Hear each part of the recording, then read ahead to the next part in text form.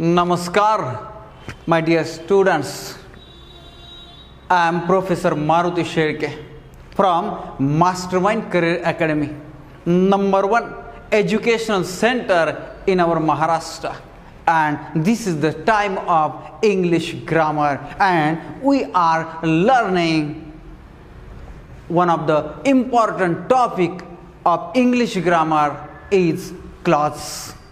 Clauses. Let's start to learn clause. चला तर शिकायला सुरुवात करूया. क्लॉज म्हणजे काय. काल आपण हा क्लॉज टॉपिक शिकत असताना स्पेलिंग पासून सुरुवात केली होती. कच्च्यातला कच्चा ढतला ढ विद्यार्थी क्लॉज शिकणार आणि ज्याला पहिल्यांदाच क्लॉज आलाय त्याला ग्रामरचा कुठलाही टॉपिक येऊ द्या 100% येणारच. काय तर अशा प्रकारे ABCD अल्फाबेट्स हे आपण पाहिलं. अशा या अल्फाबेट्स एकत्र आले की शब्द तयार होतात ज्यांना अर्थ असतो. अशाच प्रकारे काही शब्द तयार होऊन फ्रेजेस तयार होतात त्यांनाही अर्थ असतो. मात्र अर्थपूर्ण शब्द समूह त्याला आपण वाक्य म्हणतोय. हे वाक्य हे सेंटेन्स सुद्धा आपण पाहिलं. अ group of words that makes complete sense is called sentence. झालं. हे आपण वाक्याचा अर्थ पाहिला. यानंतर आपण कालच्या लेक्चरला वाक्याचे 3 मुख्य प्रकार पाहिले. सिंपल सेंटेन्स, कंपाऊंड सेंटेन्स आणि कॉम्प्लेक्स सेंटेन्स.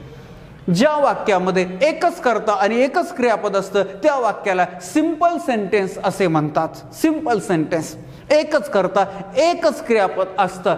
साधा माणूस एकच, साधा माणूस अशा रीतीचा साधा हा त्याला एकच असते. बाकीचे चत्रा 2 मैत्रिणी 4 मैत्रिणी असलं काही नसते. साधा माणूस एकच करता एकच क्रियापद ज्या वाक्यामध्ये ते साधं वाक्य. दुसरं असतंय हे दुसरं वाक्य ज्या वाक्यामध्ये 2 किंवा 2 पेक्षा जास्त मुख्य उपवाक्य असतात त्या वाक्याला कंपाऊंड सेंटेन्स म्हणजे संयुक्त वाक्य म्हणतात. हे सुद्धा आपण पाहिलं. तिसरा प्रकार पाहिला ज्या वाक्यामध्ये एक मुख्य उपवाक्य आणि इतर गौण उपवाक्य असतात. अशा प्रकारच्या वाक्याला कॉम्प्लेक्स सेंटेन्स म्हणजेच मिश्र वाक्य आपण म्हणतो. हे 3 प्रकारचे वाक्य पाहिल्यानंतर आपण क्लॉज या शब्दाचा अर्थ पाहिला. क्लॉज या शब्दाचा काय अर्थ होतो. Such a group of words that forms part of a sentence. Such a group of words that form part of a sentence and has its own subject and verb is called clause. Is called clause. म्हणजेच काय तर स्वतःचा कर्ता आणि क्रियापद असणाऱ्या वाक्याच्या भागाला उपवाक्य असं म्हणतात. स्वतःची चादर आणि एक उसनी घेतलेली चेन सोन्याची साखळी असणारा कार्यकर्ताचा कार्यकर्ता म्हणजे उपकार्यकर्ता. तसं इथं वाक्याचा असा भाग की ज्याला स्वतःचा कर्ता आणि क्रियापद आहे त्याला आपण उपवाक्य म्हणतोय. अशा रीतीचं हे उपवाक्य. याचा आपण अर्थ पाहिला. पहा इथं I do it because I choose it. उपवाक्य इथं हे वाक्य आहे. इथं I do it, I it, I do कर्ता क्रियापद आहे ते क्लॉज झाला आणि इथं आय चूज हा एक क्लॉज झाला. अशा रीतीने क्लॉजचे उदाहरण आपण पाहिले. क्लॉजचा अर्थ आपण पाहिला. याच्यानंतर आपण काइंड्स ऑफ क्लॉज म्हणजे क्लॉजचे उपवाक्याचे 2 मुख्य प्रकार पाहिले. कोणते. Main clause. मेन क्लॉज म्हणजे असा क्लॉज ज्याला स्वतःचा अर्थ आहे जो आपण स्वतंत्रपणे लिहू शकतो. अर्थासाठी वाक्याच्या तो इतर भागावर अवलंबून राहत नाही आणि ज्याच्यामध्ये उभयान्वय कंजंक्शन वापरलेलं नसतं ते. तर असेही याचेही. आणि सबऑर्डिनेट क्लॉज म्हणजे काय पाहिलं तर असं उपवाक्य ज्याला अर्थासाठी इतर वाक्याच्या भागावर अवलंबून राहावं लागतं म्हणजे तो परावलंबी असतो अर्थासाठी आणि ज्याच्यामध्ये उभयान्वय वापरलेलं असतं, कंजंक्शन वापरलेलं असतं. अशा प्रकारचं उपवाक्य म्हणजे गौण उपवाक्य. मेन क्लॉज, सबऑर्डिनेट क्लॉज याचाही अर्थ मागच्या लेक्चरमध्ये पाहिला. आणि मग त्याच्यानंतर पुढचा भाग त्याचे उदाहरण आपण पाहिले. हे उदाहरण as the principal arrived every one of us stood up. याच्यामध्ये आपण सबऑर्डिनेट क्लॉज कोणता हेही पाहिलं. हे जर तुम्हाला लगेच दुसऱ्या भागात समजलं नाही तर पहिलं लेक्चर पहिला भाग अवश्य पहा. आपण आज पुढचा भाग पाहायला सुरुवात करणार आहोत. Kinds of subordinate clause. इथपर्यंत काल आलो होतो. इथून पुढे आज सुरू. काइंड्स ऑफ सबऑर्डिनेट क्लॉज म्हणजेच काय गौण उपवाक्याचे प्रकार. सबऑर्डिनेट क्लॉजचे प्रकार आपल्याला शिकायचे. बर, सबऑर्डिनेट क्लॉजचे कोणते प्रकार आहे? तर एकदम सोपे. सबऑर्डिनेट क्लॉजचे प्रकार समजून घेण्यासाठी एक साधं सोपं वाक्य मी आपल्या समोर लिहितो. Raju is a clever boy. Raju is a clever boy अशा प्रकारचं वाक्य. या वाक्यामध्ये हा एक शब्द आहे, हा एक शब्द, हा एक शब्द, हा एक शब्द, असे काही शब्द आहेत. यामध्ये राजू नावाचा हा जो शब्द आपल्याला सापडतोय हे कुणाचं तरी नाव आहे, कुणाचं तरी नाव आहे, नेम आहे. आणि म्हणून आपण याला ग्रामरच्या बाबतीमध्ये नाउन म्हणतो. म्हणजे हा शब्द नामाचं काम करतोय, नाउनचं काम करतोय, नाम. इथं आपण पाहिलं हे इज आहे. आहे म्हणजे इथं क्रियापद आहे, वर्ब, क्रियापद. हे आहे आर्टिकल. आर्टिकल म्हणजे उपपदे अ अँड द. क्लेवर या बॉय बद्दल विशेष माहिती सांगायचं काम करतंय म्हणजे विशेषण आहे, त्याला आपण ऍडजेक्टिव्ह म्हणतो, ऍडजेक्टिव्ह. आणि बॉय पुन्हा इथं नाउनच आलं. अशा रीतीनं एका वाक्यामध्ये हे जे शब्द आहेत ते वेगळ्या वेगळ्या प्रकारचं कार्य करत असतात आणि यानुसार यांचे प्रकार पडतात. सेम तसंच या सबऑर्डिनेट क्लॉज सुद्धा वाक्यामध्ये वेगळ्या वेगळ्या भूमिका राबवत असतात, वेगळ्या वेगळ्या प्रकारचं काम करत असतात. प्रामुख्याने 3 प्रकारचं काम करतात आणि म्हणून त्याचे 3 मुख्य प्रकार पडतात. There are 3 main kinds of subordinate clause. गौण उपवाक्याचे प्रमुख 3 प्रकार पडतात. कोणते 3 प्रकार पडतात? पहिला आहे नाउन क्लॉज, नाम गौण वाक्य किंवा नाम गौण उपवाक्य. Second one is adjective clause, विशेषण गौण उपवाक्य. विशेषण गौण उपवाक्य. बऱ्याच ठिकाणी तुम्हाला गौण उपवाक्याऐवजी गौण वाक्य असा शब्द दिलेला असेल, पण ऍक्च्युली तो शॉर्टकट आहे. खरं आहे गौण उपवाक्य म्हणजेच इथं विशेषण गौण उपवाक्य म्हणजेच ऍडजेक्टिव्ह क्लॉज. तिसरा ऍडव्हर्ब क्लॉज, क्रिया विशेषण गौण उपवाक्य. असे 3 मुख्य प्रकार आपल्याला ओळखताच आले पाहिजे आणि येणारच, 100% येणारच. पाहूया एक एक एक एक प्रकार काय आहे नेमका. पहिला नाउन क्लॉज, नाम गौण उपवाक्य. नाम गौण उपवाक्य काय आहे याचा अर्थ काय? एखाद्या सबऑर्डिनेट क्लॉजला नाउन क्लॉज म्हणायचं तर समजून घ्या. काय? अ सबऑर्डिनेट क्लॉज अशा प्रकारचं गौण उपवाक्य. A subordinate clause which play a role of noun is called noun clause. जे गौण उपवाक्य नामाचे काम करते त्या गौण उपवाक्याला नाउन क्लॉज असे म्हणतात. जे गौण उपवाक्य जो सबऑर्डिनेट क्लॉज नाउनचं काम करतो, नामाचं काम करतो, त्या सबऑर्डिनेट क्लॉजला, त्या गौण उपवाक्याला नाम गौण उपवाक्य असे म्हणतात. झालं, अर्थ क्लिअर झाला. पण आपण उदाहरणाच्या आधारे, आपली खासियत आहे की एक्झाम्पलच्या आधारे आपण 100% समजून घेतो. एक्झाम्पलच्या आधारे पाहूया काय एक्झाम्पल आहे. एक दिलेलं वाक्य आहे. वाक्य काय आहे? वाक्य आहे सी इट्स अ मँगो. या वाक्यामध्ये पहा सी इट्स अ मँगो. या वाक्यामध्ये अ मँगो या शब्दाला अंडरलाईन केले. जर तुम्हाला वाक्यामधलं नाम शोधायचं असेल तर एक साधी सोपी आयडिया आहे. काय? वाक्यातल्या क्रियापदाला व्हॉट ने प्रश्न विचारा, काय ने प्रश्न विचारा. तुम्हाला जे शब्द एका शब्दात उत्तर आलं तर ते नाम समजायचं. See it's a mango. What does see it? तिने काय खाल्लं? ती काय खाते? ती काय खाते? उत्तर मिळालं अ मँगो. आणि हे एकच शब्द आहे. That's why it's a noun. पहा हे नाम आहे आणि सरळ सरळ कळतं. हे तुम्हाला अगदी याला वाक्य काय ने प्रश्न विचारा आणि मग उत्तर शोधा हे अजिबात का सांगायची गरज नाही. हे तुम्हाला लगेच कळणार आहे. अरे अ मँगो आहे ना, नाउन आहे. पण आपल्याला पुढची प्रोसेस करण्यासाठी या बेसिक पासून आपण चाललोय. जेव्हा वाक्यातील क्रियापदाला कायने प्रश्न विचारतो, उत्तर एक शब्दामध्ये येतं, तेव्हा ते नाम असतं. या वाक्यामध्ये सी इट्स अ मँगो, आपण या इट्सला कायने प्रश्न विचारला आणि तेव्हा आपल्याला उत्तर मिळालं अ मँगो, म्हणजे इथं अ मँगो हे नाम आपल्याला मिळालं. आता दुसरं उदाहरण पहा. दुसरं उदाहरण, I expect to get a prize. नियम काय सांगतोय की आपल्याला क्रियापदाला कायने प्रश्न विचारायचा. क्रियापदाला कायने प्रश्न विचारला आणि जर काही शब्द समूह तिथं जर एकत्र येऊन आपल्याला उत्तर मिळतंय तर ते आहे नाउन फ्रेज. आय एक्सपेक्ट, काय अपेक्षा आहे?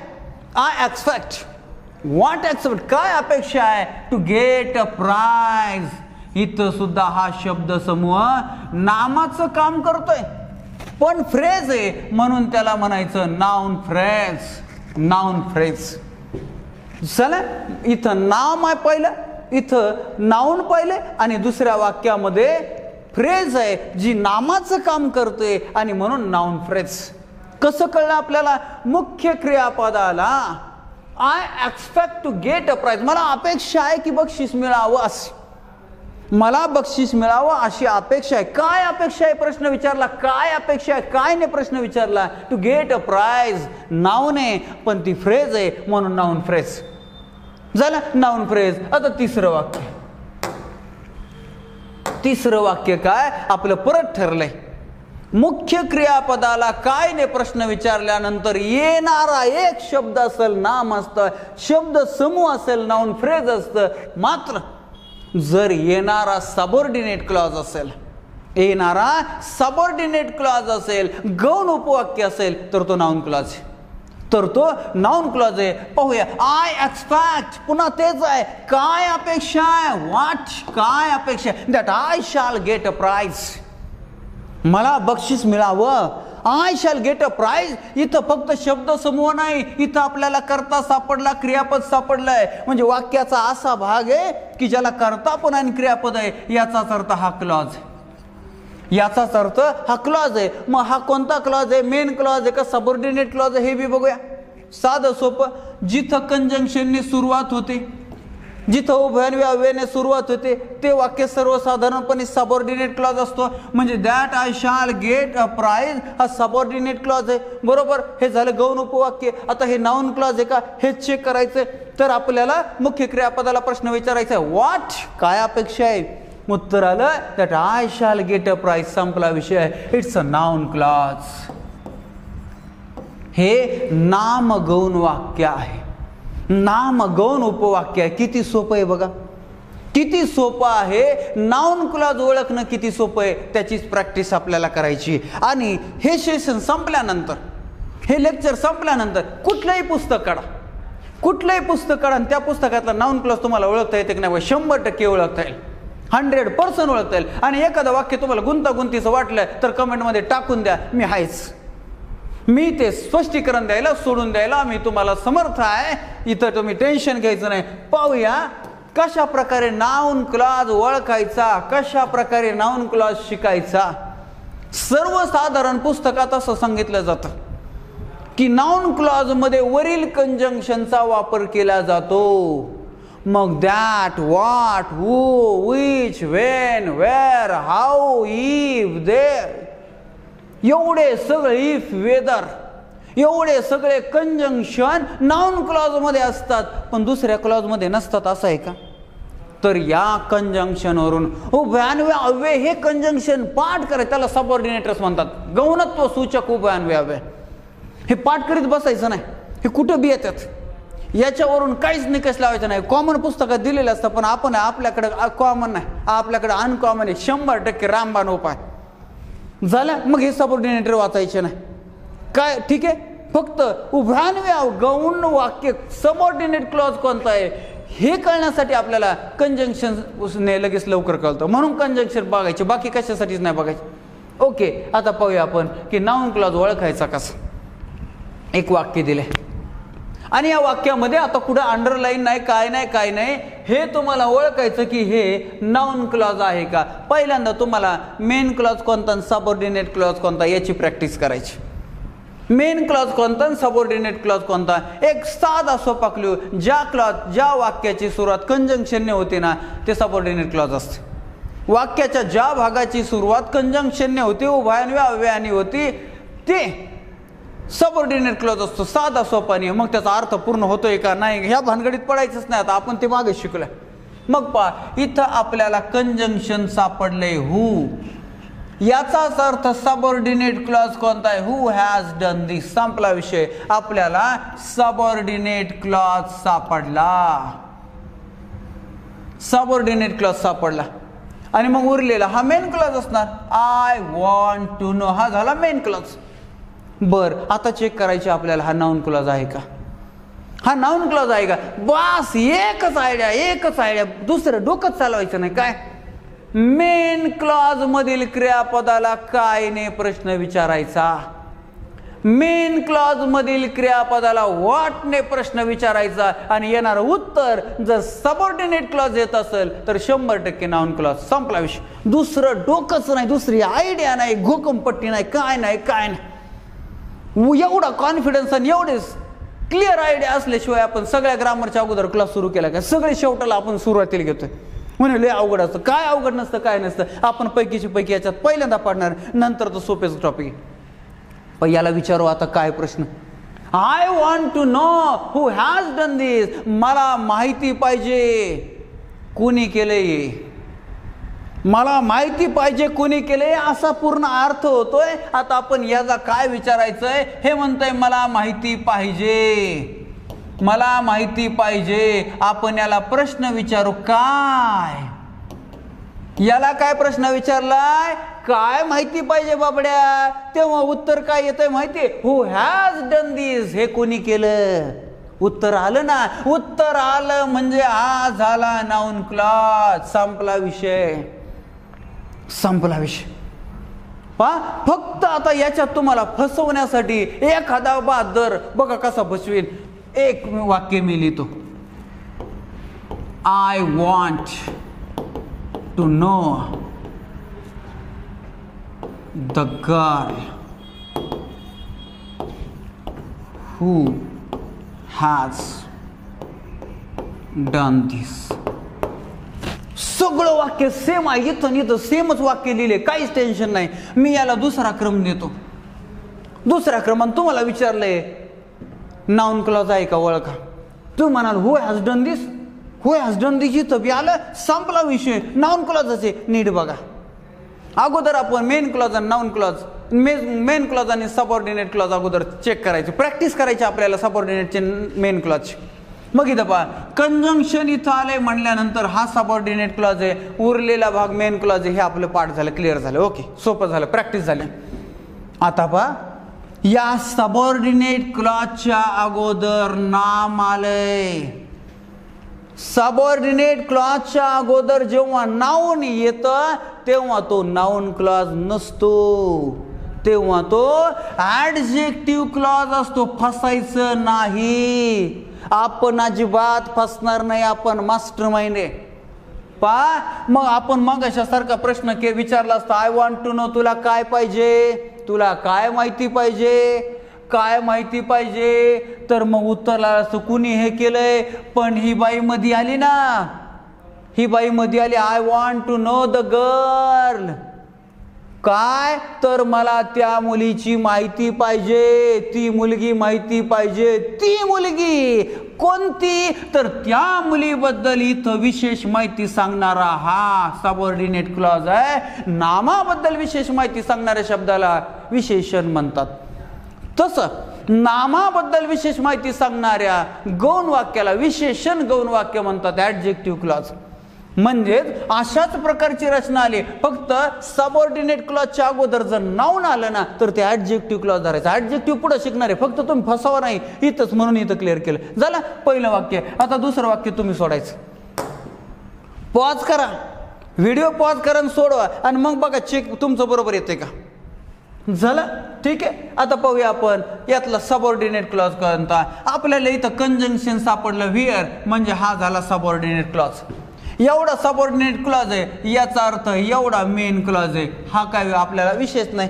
झालं इथं मेन क्लॉज. आणि हा सबऑर्डिनेट क्लॉज. चला पहिलं आपलं प्रॅक्टिस झाली आता. मग हा नाऊन क्लॉज आहे का हे बघायचं. परत आपलं ठरल्याप्रमाणे एकच प्रश्न विचारायचा त्याला, व्हॉट म्हणजे काय. व्हॉट म्हणजे काय. आय वॉन्ट टू नो परत विचारतोय. आय वॉन्ट टू नो मला माहिती पाहिजे. काय माहिती पाहिजे. वेअर शी लिव्स, ती कुठे राहते. काय करायची रे तुला, कर की अभ्यास गपचीप. ती कुठे राहते तिकडे चौकशी करेल. पण उत्तर मिळते ना आपल्याला. आय वॉन्ट टू नो काय पाहिजे, ती कुठे राहते. उत्तर मिळालं म्हणजे हा झाला नाऊन क्लॉज. संपला विषय. आपल्याला कळायला लागलं ना, यायला लागलं आपल्याला. बरोबर. आता तिसरं वाक्य तर तुम्हाला एकदम भारी येणार आहे. बघूया तिसरं वाक्य. What you say is true. आता याच्यामध्ये अगोदर मेन क्लॉज. मी असे वेगळे वेगळे व्हेरिएशन घेतो म्हणजे सगळ्या प्रकारच्या वाक्यांची तुमची तयारी होईल. What you say is true. अगोदर आपल्याला सबऑर्डिनेट क्लॉज चेक करायचे याच्यात कोणता आहे. मग आपल्याला कंजंक्शन तर इथं सापडतंय. कंजंक्शन इथं सापडलं म्हणजे आपलं हे सबऑर्डिनेट क्लॉज झाला. हा झाला सबऑर्डिनेट क्लॉज. ओके. आणि मग इथं राहिलेला उरलेला हा झाला मेन क्लॉज. ओके बरोबर. मेन क्लॉज सबऑर्डिनेट क्लॉज ओळखला आपण.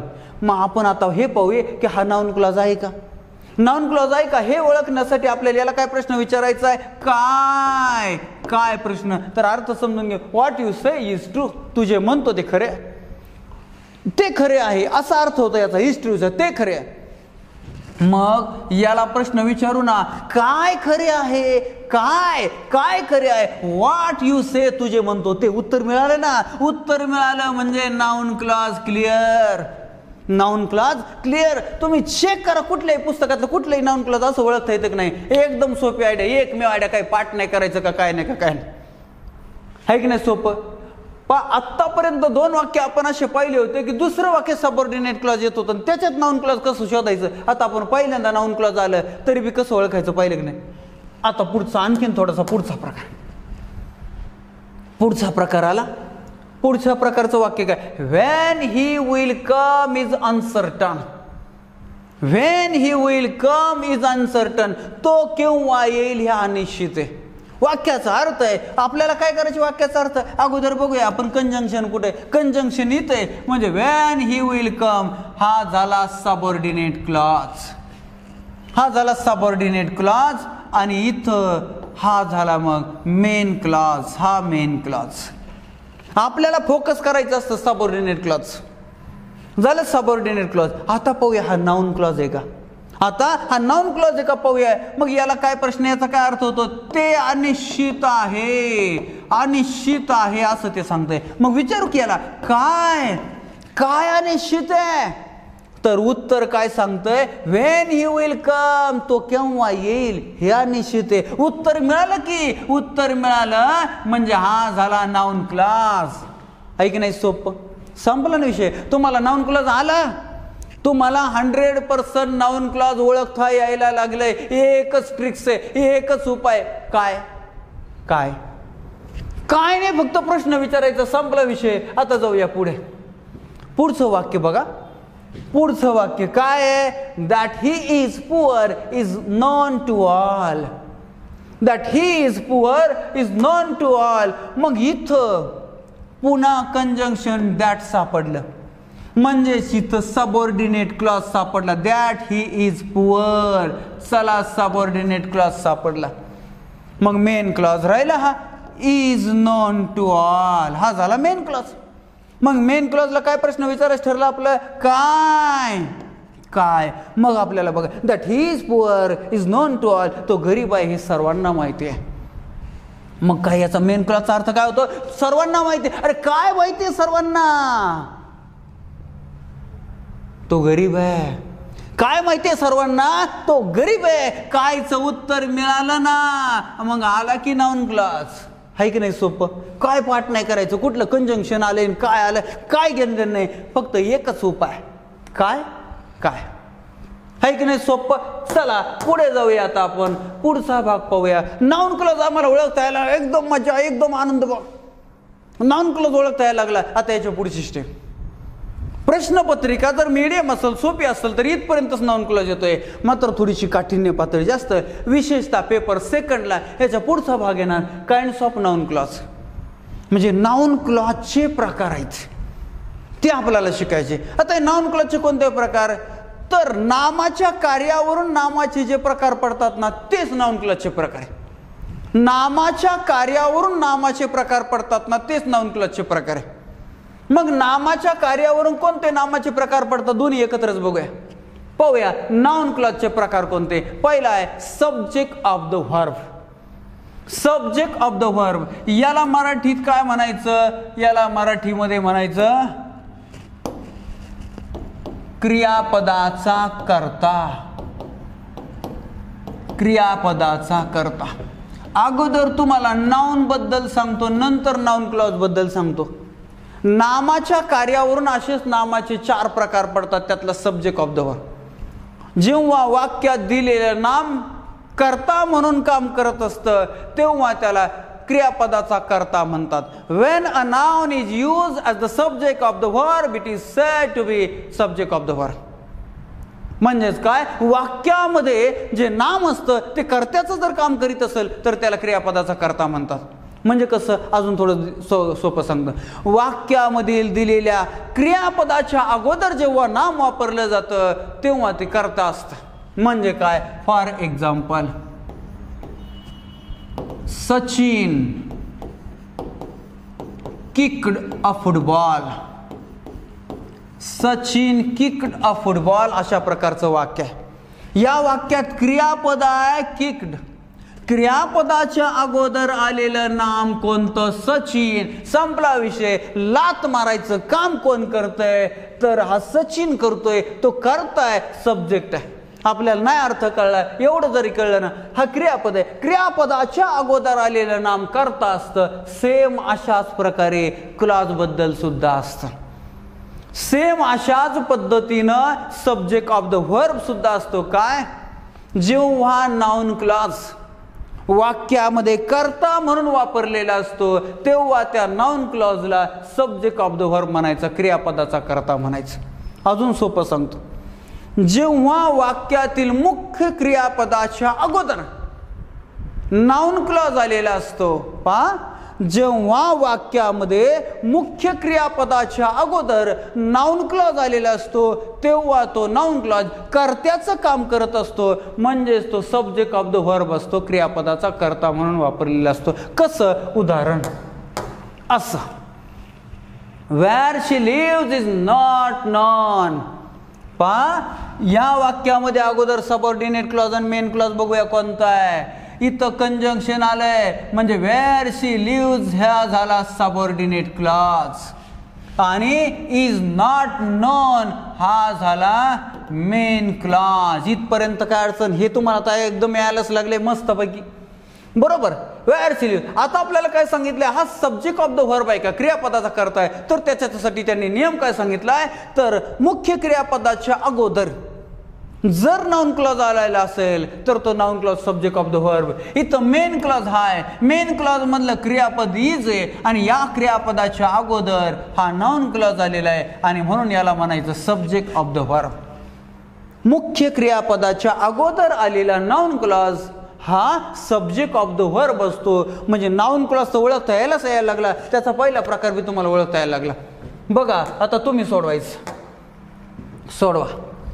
Why she is sad is a mystery. या वाक्यामध्ये पहिल्यांदा सबऑर्डिनेट क्लॉज शोधायचा, त्याच्यानंतर मेन क्लॉज शोधायचा आणि त्याच्यानंतर हा सब्जेक्ट ऑफ द व्हर्ब आहे का हे शोधायचं. पॉज करा, शोधा आणि मग बघा तुमचं बरोबर येते का. ठीक आहे, आता मी सांगतो. काय, इथं कंजंक्शन आलं म्हणजे वाय सी इज सेड हा झाला सबऑर्डिनेट क्लॉज. मग उरलेला इज अ मिस्ट्री हा झाला मेन क्लॉज. मेन क्लॉज, चला मेन क्लॉज सापडलं, सबऑर्डिनेट क्लॉज. आता आपल्याला सब्जेक्ट ऑफ द व्हर्ब आहे का हे बघायचंय. तर मुख्य वाक्याच्या मेन क्लॉजच्या क्रियापदाच्या अगोदर, मेन क्लॉजच्या क्रियापदाच्या अगोदर आलेला नाउन क्लॉज आहे म्हणून हा सब्जेक्ट ऑफ द व्हर्ब आहे की नाही. सोपं, संपला ना विषय. सब्जेक्ट ऑफ द व्हर्ब नामाचं क्रियापदाचा करता. हा टॉपिक हा प्रकार संपला. आता दुसरा प्रकार पाहूया, object of the verb. Object of the verb. आता हे नामाबद्दल अगोदर पाहूया, म्हणजे आपल्याला तुम्हाला नाउन क्लॉज शिकायला सोपं जातं. जेव्हा वाक्यातील नाम कर्म म्हणून, इथं काय अर्थ होतो object of the verb? Object म्हणजे कर्म, म्हणजेच मराठीमधून अर्थ होणारे क्रियापदाचे कर्म. क्रियापदाचे कर्म. वर्ब म्हणजे क्रियापद, ऑब्जेक्ट म्हणजे कर्म.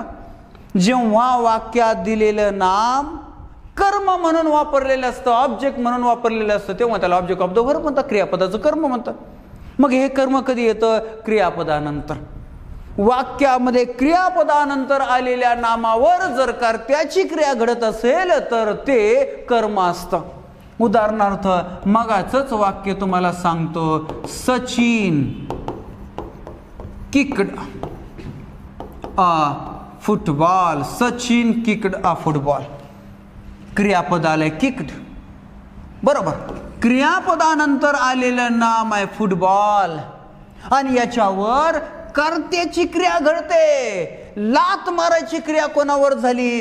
फुटबॉलवर झाली, म्हणून हे झालं ऑब्जेक्ट. म्हणजे अशा रीतीनं नाम ऑब्जेक्ट म्हणून कसं काम करतं, ऑब्जेक्ट ऑफ द वर्ब म्हणून कसं काम करतं, सेम तसंच इथं नाउन क्लॉजचं सुद्धा आहे. मग काय आहे नाउन क्लॉजची सिस्टम? नाउन क्लॉजची सिस्टम आहे जेव्हा वाक्यामध्ये काय विशिष्ट प्रकारचे क्रियापद आलेले असतात. कुठले क्रियापद आलेले असतात? बघा, टोल्ड सारखं क्रियापद आहे, नॉन सारखं. मग टोल्डचं टेल, टेल्स, काळामध्ये काय बी बदल होईल. सेड, मग सेडचं से, सेज असं बी येऊ द्या.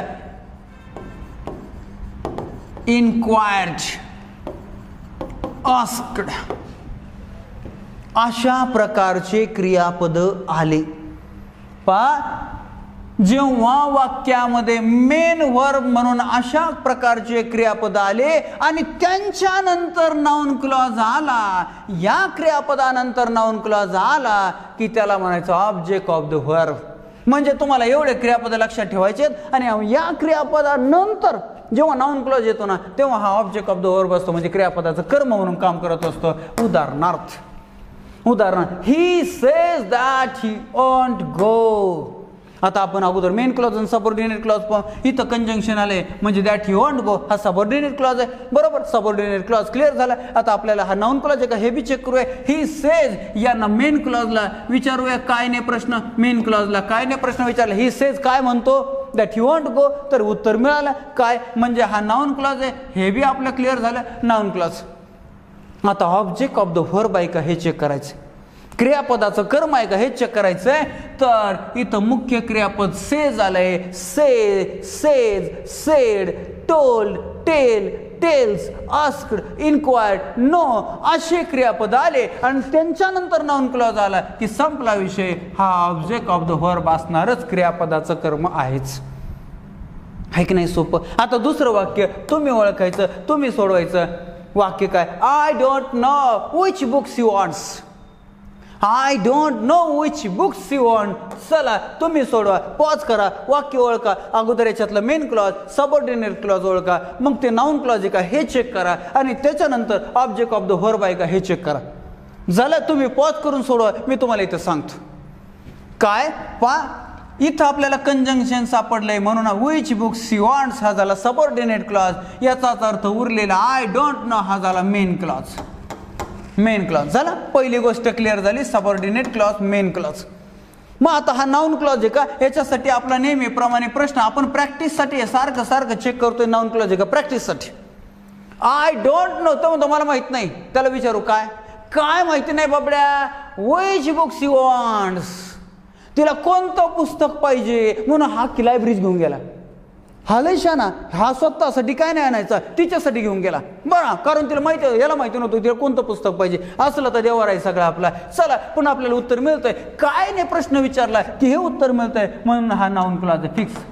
नाउन क्लॉज क्लिअर झाला. मग नाउन क्लॉज फिक्स झाला तर आता आपल्याला बघायचे ऑब्जेक्ट ऑफ द वर्ब आहे का. तर आपलं ठरलंय काय, मुख्य क्रियापद नो, टेल, टोल, इन्क्वायर अशा प्रकारचे आले आणि त्याच्यानंतर नाउन क्लॉज आलं, संपला विषय. तो ऑब्जेक्ट ऑफ द वर्ब असतं, क्रियापदाचं कर्म असतं. दुसरा प्रकार बी नाउन क्लॉजचा संपला. पहिला सब्जेक्ट ऑफ द वर्ब झाला, दुसरा ऑब्जेक्ट ऑफ द वर्ब झाला. आता तिसरा प्रकार आहे object of the preposition. Preposition म्हणजे काय? शब्दयोगी अव्यय. म्हणजे याला म्हणायचं शब्दयोगी अव्ययाचे कर्म. शब्दयोगी अव्ययाचे कर्म असा त्याचा अर्थ होतो. तर याचा काय अर्थ? एकदम सोपं आहे बघा, एकदम सोपं आहे. अगोदर तुम्हाला मी नाउन संदर्भात सांगतो. नाउन संदर्भातही असंच असतं. He went to Pune. He went to Pune. जेव्हा वाक्यामध्ये नाम प्रिपोजिशन नंतर शब्दयोगी अव्ययानंतर येतं तेव्हा त्या नामाला आपण म्हणतो ऑब्जेक्ट ऑफ द प्रिपोजिशन. शब्दयोगी अव्ययाचे कर्म. सेम तसंच नाउन क्लॉज संदर्भात, सेम तसंच नाउन क्लॉज संदर्भात आहे. जेव्हा वाक्यामध्ये प्रिपोजिशन नंतर शब्दयोगी अव्ययानंतर नाउन क्लॉज येतो तेव्हा तो नाउन क्लॉज कोणता? Object of the preposition. Object of the preposition. पाहूया याचं उदाहरण. काय वाक्य आहे? Please listen to what he says. मी सांगायची गरज नाही, पॉज करा आणि सोडा. बरं झालं, मी आता सोडून देतोय. इथं आपल्याला कंजंक्शन व्हॉट सापडले, म्हणजे सबऑर्डिनेट क्लॉज आपल्याला सापडला. व्हॉट ही सेज याचाच अर्थ प्लीज लिसन टू हा झाला मेन क्लॉज. हा झाला main clause. Main clause, subordinate clause. विचारू की काय नाही प्रश्न? नाउन क्लॉज चेक करायला काय अडचण आहे? आम्ही प्रॅक्टिस करणार. Please listen to. ऐक. अरे काय ऐक भैर्या, काय? तर हे सांगते व्हॉट इज इज. तो काय म्हणतो? उत्तर आलं की. उत्तर आलं म्हणजे नाउन क्लॉज आला ना. उत्तर आलं म्हणजे नाउन क्लॉज आलाय. काय नाही प्रश्न विचारला आणि उत्तर जर सबऑर्डिनेट क्लॉज येतंय तर आपला नाउन क्लॉज क्लिअर. मग आता हा noun clause object of the preposition आहे काय? याच्यासाठी काय करायचंय? प्रिपोजिशन नंतर आलाय का बघायचं. To, in, on, above, beside, besides, कितीतरी अंडर, बिलो, डाऊन, अप, कितीतरी प्रिपोजिशन्स आहेत. त्यातलं हे इथं दिसतंय टू. प्रिपोजिशन नंतर सबऑर्डिनेट क्लॉज आलाय. संपला ना विषय. Object of the preposition clear. काहीच बघायचं नाही, नुसतं प्रिपोजिशन नंतर आलं की एवढं चेक करायचंय, विषय संपला. आता तर पुढचं वाक्य तर तुम्ही डोळे झाकूनच सोडणार आहे. डोळे झाकून नाही वाचा, नाही तर डोळे झाकून म्हणतात खरोखरच. There is no meaning in what you say. There is no meaning in what you say. आता तुम्ही पहा इथं कुठं what कंजंक्शन सापडलं म्हणजे what you say झालं ना सबऑर्डिनेट क्लॉज. बर, सबऑर्डिनेट क्लॉज क्लिअर झाला. हे आता डायरेक्ट बघूया ऑब्जेक्ट ऑफ द प्रिपोजिशन आहे का, म्हणजे शब्दयोगी अव्ययानंतर हा नाउन क्लॉज आलाय का. इथं बघा ना इन दिसतंय. प्रिपोजिशन नंतर नाउन क्लॉज आलाय की. संपला विषय. Object of the preposition clear. Object of the preposition clear. कुठं बी कुठल्याही पुस्तकातले उदाहरण सोडायला सुरुवात करायची. आता तुम्ही हा सेशन संपलं की याच्यानंतर चौथा प्रकार आहे complement of the verb. Complement म्हणजे पूरक, म्हणजे याला मराठीमधून म्हणायचं क्रियापदाचे पूरक. क्रियापदाचे पूरक. अगोदर तुम्हाला नाउन संदर्भात सांगतोय कसं असतं क्रियापदाचं पूरक. नाउन संदर्भात जेव्हा वाक्यात येणारा एक उदाहरणच अगोदर सांगतो. Ram is a teacher. Ram is a teacher. पा क्रियापदानंतर नाम आलंय. आपण ऑब्जेक्ट ऑफ द वर्बच्या संदर्भात पाहिलं होतं की क्रियापदानंतर आलेलं नाम हे कर्म असतं. पण एक नियम अजून पाहिला होता. क्रियापदानंतर आलेल्या नामावर जर कर्त्याची क्रिया घडत असेल तर ते क्रियापदाचं कर्म असतं. पण क्रियापदानंतर आलेल्या नामावर हे झालं क्रियापद आणि क्रियापदानंतर आलेलं नाम हे, आणि या नामावर जर कर्त्याची क्रिया घडत नसेल तर त्याला क्रियापदाचं पूरक म्हणायचं. हे पूरक माहिती सांगते, कर्म नाही. याच्यावर क्रिया होत नाही. पण Ram is a teacher. Ram शिक्षक आहे. शिक्षक राम. राम बद्दल पूरक माहिती आहे का? रामची काही क्रिया होती का? नाही होत. म्हणून याला म्हणायचं पूरक. याला म्हणायचं पूरक. संपला विषय. सेम अशाच पद्धतीनं जेव्हा वाक्यामध्ये आलेला नाउन क्लॉज पूरकाचं काम करतो तेव्हा तो कॉम्प्लिमेंट ऑफ द वर्ब असतो. सर एवढं कळालं गड्या, पण ओळखायचा कसा? आम्हाला साधी आयडिया, शॉर्टकट आयडिया पाहिजे. एकदम सोपं. जेव्हा वाक्यामध्ये मेन क्लॉजमध्ये मेन क्रियापद टू बी स्वरूप येतं, मेन क्लॉजमध्ये टू बी स्वरूप म्हणून क्रियापद येतं. मग टू बी स्वरूप म्हणजे काय? Am, is, are, was, were, हे झालं टू बीचे रूप. अशा प्रकारचे टू बीचे रूप आले, त्याच्यानंतर नाउन क्लॉज आला, संपला की कॉम्प्लिमेंट ऑफ द वर्ब आहे. कॉम्प्लिमेंट ऑफ द वर्ब आहे म्हणजे कसं? एकदा बघू. Life is how we live it. आयुष्य कसं आहे? आपण जगू तसं. आयुष्य कसं? आपण जगू तसं. मग कसं जगायचं? रडत रडत का लढत लढत? लढत लढत. ध्यानात राहू द्या. अपयशी होणाऱ्यांचे, पराभूत होणाऱ्यांचे, रडणाऱ्यांचे आयुष्याचे कारण ऐकायला जगाला टाइम नाही. मात्र लढणाऱ्यांचे आणि जिंकणाऱ्यांचे कहाण्या जगभर सांगितल्या जातात, त्याला स्वतःला सांगायची गरज पडत नाही. म्हणून विद्यार्थी मित्र, 1 महिना परीक्षेला बाकी असू द्या, 1 दिवस परीक्षेला बाकी असू द्या, प्रत्येक क्षणाचा योग्य उपयोग करा. तुम्ही यशस्वी होणारच. तुम्ही यशस्वी होणारच. हा जीवनाचा नियम आहे. म्हणून सांगतो, लढायचं रडायचं नाही. संकट में भाग जाना आसान होता है, हर पहलू जिंदगी का इम्तिहान होता है. डरने वालों को कुछ मिलता नहीं जिंदगी में, लेकिन लड़ने वालों के कदमों में सारा जहान होता है, सारा जहान होता है. शेवटचा मुद्दा पाहतोय आपण, कॉम्प्लिमेंट ऑफ द वर्ब. हे कसं ओळखायचं? तर कॉम्प्लिमेंट ऑफ द वर्ब ओळखायचंय कसं? आपण अगोदर सबऑर्डिनेट क्लॉज ओळखू. हा झाला सबऑर्डिनेट क्लॉज, कारण इथं कंजंक्शन दिसतंय हाऊ, बरोबर, हाऊ वी लिव्ह इट. आता काय आपल्याला काय सांगितलंय? जेव्हा टू बी स्वरूप मुख्य क्रियापदामध्ये, मुख्य क्लॉज मध्ये, मेन क्लॉज मध्ये क्रियापद म्हणून आलेला असतो आणि त्याच्यानंतर नाउन क्लॉज आलेला असतो, संपला विषय. तो असतो complement of the verb. Life is हे झालं मेन क्लॉज. मेन वर्ब आलं इज आणि त्याच्यानंतर नाउन क्लॉज आलाय, संपला ना विषय. Complement of the verb. To बीच्या रूपानंतर टू बीचं रूप जेव्हा मेन क्लॉज मध्ये मुख्य क्रियापद म्हणून येतं आणि त्याच्यानंतर नाउन क्लॉज येतो, तो नाउन क्लॉज म्हणजे कॉम्प्लिमेंट ऑफ द वर्ब असतं. अजून एखादं उदाहरण, that is what I told you. That is what I told you. तर इथं what I told you, what I told you आणि हे मेन क्लॉजचं मुख्य क्रियापद इज आणि त्याच्यानंतर नाउन क्लॉज आलाय, संपला विषय. Complement of the verb. काय अवघड आहे का? संपला. याचबरोबर काइंड्स ऑफ नॉन क्लॉज सुद्धा संपले. नामगौण उपवाक्याचे 4 प्रकार सुद्धा संपले. काय शिकलोय आपण? नीट लक्ष द्या. काय शिकलोय आपण आज? जादूचा प्रयोग करावा तसा हा भाग आपण समजून घेतलाय आणि त्यामुळं आता तुम्हाला कसलीच अडचण येणार नाही. आजच्या लेक्चरमध्ये इथून सुरुवात झाली. Kinds of subordinate clause. Subordinate क्लॉजचे 3 प्रकार जे आहेत, नाउन क्लॉज, ॲडजेक्टिव्ह क्लॉज आणि ॲडव्हर्ब क्लॉज. नाम गौण उपवाक्य, विशेषण गौण उपवाक्य आणि क्रिया विशेषण गौण उपवाक्य, हे 3 प्रकार. त्यातला पहिला सुरुवात केली नाउन क्लॉज. आणि मग हे नाउन क्लॉज कसं ओळखायचा? अगोदर नाम समजून घेतलं, त्याच्यानंतर नाउन फ्रेज समजून घेतली, त्याच्यानंतर नाउन क्लॉज समजून घेतला. यानंतर मग आपण काय उदाहरणं पाहिले कसे ओळखायचे. याच्यामध्ये मग हे कंजंक्शन सबऑर्डिनेटर्स म्हणून ज्यांना ओळखलं जातं ते पहिले. पण आपण पाठांतराच्या भानगडीत पडत नसतो, यांच्याकडे लक्षच देत नसतो.